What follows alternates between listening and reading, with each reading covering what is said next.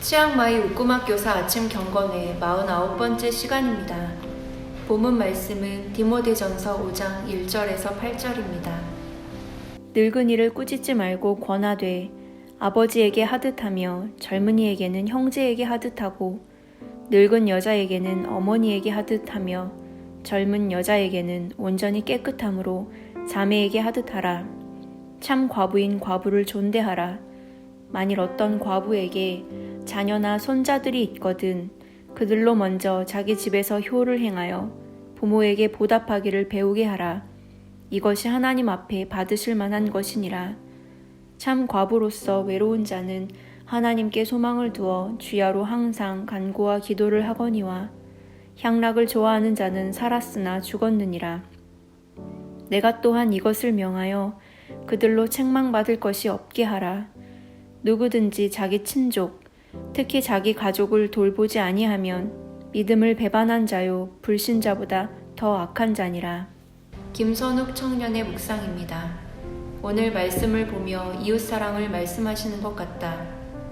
그것이 얼마나 중요한지 강조하신다는 것을 느낄 때 자기 친족, 특히 자기 가족을 돌보지 아니하면 믿음을 배반한 자요 불신자보다 더 악한 자니라 라고 말씀하시는 것을 보면 믿음이 있는 성도에게 이웃사랑은 당연히 따라와야 할 것이라고 느꼈다. 김영락 청년의 묵상입니다. 8절을 보며 오늘 어떻게 살아가야 하는지를 알려주시는 것 같았다.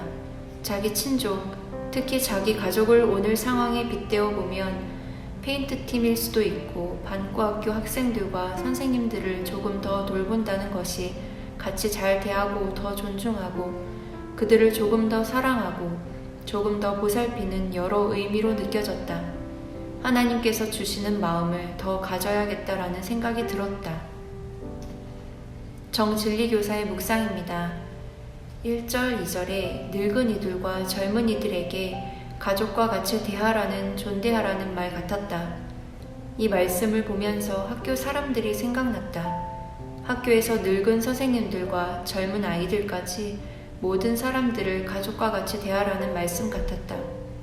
사실 선생님들과 아이들이 이해가 안 되는 적도 많았다. 하지만 5절 말씀에 외로운 자는 하나님께 소망을 두어 주야로 항상 간구와 기도를 하거니와 라고 되어 있는데 그들도 외로운 자일 수 있고 그들 또한 하나님께 소망을 두어 간구와 기도를 해야 하는 사람들이다. 복음이 그들에게도 들어가야 하고 그들도 하나님을 믿어야 한다. 내가 판단자가 되어 내 감정대로 그들에게 다가가기보다 오늘 말씀처럼 가족을 대하듯 그들을 예수님의 마음으로 사랑으로 다가가야겠다고 생각했다. 윤주은 교사의 묵상입니다.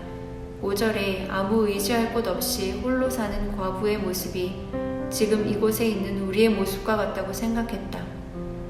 그리고 6절을 보고 지금 이곳이 아니더라도 한국에서 살아왔던 나의 모습들을 돌아봤을 때 하나님 없는 모습들이 많았고 오히려 세상 가운데 빠져서 죽음 가운데 살았던 나의 모습을 생각나게 하시는 것 같다.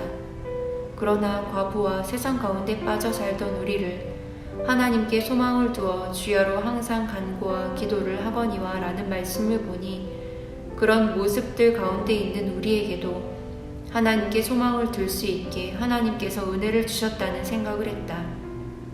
그래서 이곳에 있는 삶 가운데에서도 그렇고 3개월을 다 마치고 돌아가는 때도 계속 하나님께 소망을 두고 하나님 안에서 온전히 살아갔으면 좋겠다라는 생각을 했다.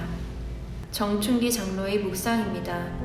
1절을 첫 대면했을 때 나는 과연 어떻게 하고 살아왔는지 생각을 해보게 되었다. 부모는 나의 부모이기 때문에 잘하고 살아왔다는 마음이 들지만 가까이에 있는 교회에서는 과연 나를 어떻게 했을까? 어른들을 대할 때와 젊은이들을 대할 때 과연 내가 어떻게 했는지 생각을 해보니 나도 거만하게 살아왔다는 생각이 들었다. 내가 이러한 행동으로 사람을 구별하며 살아온 것 같았다.